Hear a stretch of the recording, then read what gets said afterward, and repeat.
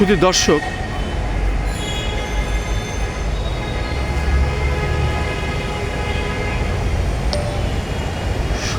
মণ্ডলী, আমরা বর্তমান রাজনৈতিক প্রেক্ষাপটে বাংলাদেশের কিছু কিছু এলাকার মানুষদের আমরা সাক্ষাৎ নিয়ে থাকি। সাধারণত জাতীয় প্রেস ক্লাবে বাংলাদেশের বিভিন্ন জেলার মানুষেরা এখানে আসেন তাদের সমস্যা নিয়ে বা তাদের কথা বলার জন্য, বা যারা জাতীয় প্রেস ক্লাবের সাথে সম্পৃক্ত তারা। ঠিক আমরাও তেমনই, যেহেতু আমি একজন ইউটিউবার, একজন সাংবাদিক এবং আরেকজন সাংবাদিকের আমি সাক্ষাৎ গ্রহণ করছি। আমাদের কর্মস্থল প্রেস ক্লাব সম্পৃক্ততা নিয়ে আমাদের কাজ, যে কারণে আজকে বর্তমান রাজনৈতিক প্রেক্ষাপট এবং বর্তমান রাজনীতি নেতারা, রাজনৈতিক দলের কর্মকাণ্ড নিয়ে আমরা আজকে প্রশ্ন করছি। এই প্রশ্নগুলো আমরা ধারাবাহিকভাবে করে থাকি। কেমন বাংলাদেশ আপনি চান দেখতে? আগামী নির্বাচনের ঘনঘটা চলছে মনে হচ্ছে, যেহেতু সব রাজনৈতিক দলই এখন তারা বিভিন্ন মিটিং, সংবাদ সম্মেলন, আলাপ আলোচনা করছেন। পাশাপাশি বাংলাদেশ সরকারের প্রধান উপদেষ্টা, ওনার নির্দেশেই সব রাজনৈতিক দলের আলোচনা সম্পন্ন হয়েছে। নির্বাচন কবে হবে, কবে নাগাদ হলে ভালো হয়? আপনার মতামত কি? আপনি কি চান নির্বাচন কবে হলে ভালো হয়? বলুন। আমি খন্দকার মাসুদুজ্জামান। নির্বাচন হলে তো ভালো হয়, সবাই কামনা করে, কিন্তু আপনি তো বলেছেন কেমন বাংলাদেশ চাই। কেমন বাংলাদেশ চাই এগুলো বলতে গেলে তো অনেক বিষয় চলে আসে। দেখুন, মহান স্বাধীনতার আপনার মহান ঘোষক শহীদ রাষ্ট্রপতি জিয়াউর রহমান, তিনি 9 মাস মাঠে থেকে যুদ্ধের নেতৃত্ব দিয়ে এই বাংলাদেশকে স্বাধীনতা দিয়েছেন। গণতন্ত্র পশ্চিম পাকিস্তানিদের হাত থেকে ছিনিয়ে এনেছেন। কিন্তু স্বাধীনের পরপর যেই সরকার ক্ষমতায় এসেছে, অর্থাৎ বলতে চাই শেখ মুজিবুর রহমান, তিনি স্বৈরাচারী কায়দায় ক্ষমতা দখল করেছে। স্বৈরাচারী কায়দায় ক্ষমতা দখল করার দৃশ্য তৎকালীন যারা ভালো মন্দ বুঝ রাখে দেখেছেন, তারা এগুলো দেখেছেন। তাহলে এর থেকে অনেকেই খুব একটা ভালো শিক্ষা পেয়েছেন বলে আমার মনে হয় না, কুশিক্ষাই পেয়েছে।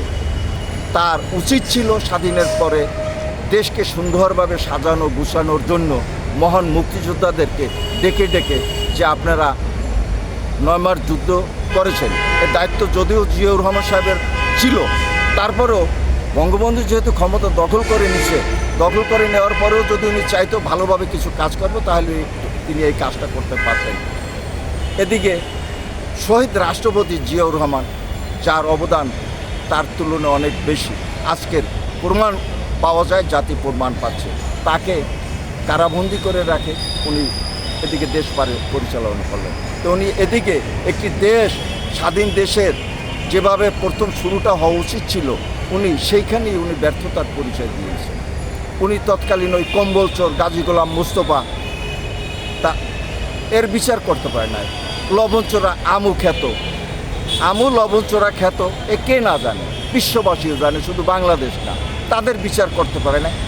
তারপর কালোবাজারি, অনেকে অনেক ব্যবসা করেছে ও জায়গায়, তার থেকে তো তাদের বিচার করতে পারে না। ওই বিচারগুলো যদি ওই সময় তিনি ঠিকমতো শক্ত হাতে করতেন, তাহলে কোনো মানুষ অন্যায় অপরাধ করার আগে একাধিকবার চিন্তা করত। উনি এগুলো করে নাই, উনি বরং উৎসাহিত করেছে আরও, যে যেমনে পাওয়ার লুট করে ভোগ করো। ওনার হাসিনা মেয়ে, তিনিও ওই একই কায়দায়, বরং বাবে যা করছে তার চেয়ে সম্ভব আরও বাড়িয়ে দিয়েছে জাতির, যার জন্য জাতিকে এমনভাবে খেপিয়ে তুলেছে, জাতীয় বাধ্য হয়েছে ওকে দেশ ছাড়া করতে। আমি আপনার এর মাঝে আরেকটি প্রশ্ন করতে চাই, সেটি হলো আপনার জেলা কোনটা, কোন এলাকার মানুষ আপনি? আমার পুরো নাম মোহাম্মদ মতিউর রহমান সর্দার, আমি বরিশাল সদরের ছেলে। আচ্ছা, বরিশাল এলাকায় শহীদ প্রেসিডেন্ট জিয়াউর রহমানের আমলে কোনো দুর্নীতিবাজ বা কোনো অপকর্ম কিছু হয়েছে কিনা আপনার জানা মতে যদি কিছু থাকে বলতে পারেন তাদের নাম। আমি ও সময় শুনেছি বিএনপির কোনো এক নেতা, তার নামে মামলা ছিল বা অন্যায় অপরাধেরই ছিল, তার শহীদ রাষ্ট্রপতি জিয়াউর রহমানের নির্দেশে তাকে পুলিশ গ্রেপ্তার করেছে। উনি এক মন্ত্রীর বাসায় লুকিয়েছিলেন, তারপরে ওনার মন্ত্রিত্ব হারাতে হয়েছে। এই শহীদ জিয়াউর রহমানের এই নীতি আদর্শটুকু জানি আর কি। সে ব্যক্তির নাম বলতে পারবেন? নাম বলার দরকার নাই, নাম বলে একটা লোকের ছোট করতে চাই না, কিন্তু এটা অনেকেই জানে, বিশেষ করে বিএনপির পূর্বীন নেতারা এগুলো জানেন। আর আমি এখন যেটা বলতে চাই সেটা হলো কেমন বাংলাদেশ চান? কেমন বাংলাদেশ পালিয়েছে? হ্যাঁ, হাসিনা পালিয়েছে। দেখেন, ক্ষমতা দানের মালিক মহান আল্লাহ পাক। কেউ কাউকে ক্ষমতা দিতে পারে না, কেউ কাউকে ক্ষমতার আসনে বসাতে পারে না। যেভাবেই হোক, বাংলাদেশের গৌরব প্রফেসর ডক্টর মোহাম্মদ ইউনূস সাহেব নোবেল জয়ী, বাংলাদেশের গৌরব, এবং বাংলাদেশের যত আলোকিত মানুষ আছে তাদের ভিতর উনি একজন, একথা অস্বীকার করা যাবে না। উনি বাংলাদেশের সন্তান, হয়তো বিদেশে জীবনযাপন করেছেন ওনার কর্মক্ষেত্রে, বা ভাগ্য আল্লাহ পাক ওনাকে ওইভাবেই রেখেছেন, উনি বিদেশের মাটিতে কার্যক্রম করছেন। তাহলে দেশের জন্য ওনার অবশ্যই দরদ আছে, এবং দেশের মানুষের মন মানসিকতা অবশ্যই উনি বোঝেন, এবং দেশের মানুষের কী চাহিদা সেটাও উনি বোঝেন। আমি আশা করি এই যে নির্বাচন নিয়ে যে বিষয়বস্তু চলছে, নির্বাচন অবশ্যই প্রয়োজন আছে, জাতীয় স্বার্থে নির্বাচিত সরকারের দরকার আছে। পাশাপাশি কিছু কিছু সংস্কার এবং কিছু কিছু আইন বাস্তবায়ন ওনার হাতেই হওয়ার প্রয়োজন আছে, যাতে করে যে সরকারি ভবিষ্যতে ক্ষমতায় আসুক, ওনার বিচারের দৃষ্টান্ত দেখে যেন ওনারাও পরবর্তীতে বিচার করেন এবং কোনো অপরাধীকে যেন ছাড় না দেন। কারণ আমাদের দেশে একটি বিষয় আছে, মনে করেন আজকের ওই বিএনপি ক্ষমতায় ছিল, বিএনপি ক্ষমতাচ্যুত হয়েছে, আওয়ামী লীগ ক্ষমতায় আছে, তো বিএনপির আমলে যদি কেউ টুকটাক কিছু করিয়া থাকে, সে আবার আওয়ামী লীগের লোকের সহযোগিতা নিয়ে সে শরীর বাঁচিয়ে সে দিব্যি আরামসে চলে, তার হামলা মামলা থেকে নিষ্পত্তি পেয়ে যায়।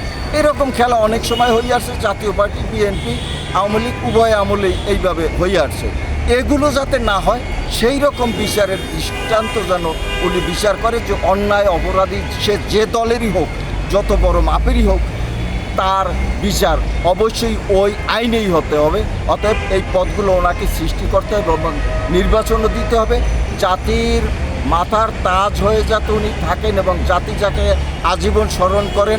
আমি আশা করি প্রধান উপদেষ্টা প্রফেসর ডক্টর মোহাম্মদ ইউনূস সাহেব নোবেল জয়ী, তিনি সেইভাবেই কার্যক্রম করবেন, এবং উপদেষ্টা পরিষদের জন্য কোনো কার্যক্রম যদি বাধাগ্রস্ত হয়ে থাকে ভালো, তাহলে উনি জাতির সামনে প্রকাশ্যে বলুক, উনি নির্দ্বিধায় বলুক, ওনাকে জাতি অত্যন্ত শ্রদ্ধা করে, খুবই ভালোবাসেন। কী কী সহযোগিতা লাগবে তা জাতির পক্ষ থেকে অবশ্যই ওনাকে জাতি করবেন বলে আমি আশাবাদী। আপনাকে অনেক অনেক ধন্যবাদ আমাদের চ্যানেলগুলির পক্ষ থেকে। শুধু দর্শক মণ্ডলী, আমরা শুনলাম কেমন বাংলাদেশ চান। উনি চান ন্যায় বিচার প্রতিষ্ঠিত হোক, সংস্কার প্রতিষ্ঠিত হোক, অপরাধীদের বিচার হোক, এই ধরনের বাংলাদেশ উনি দেখতে চান।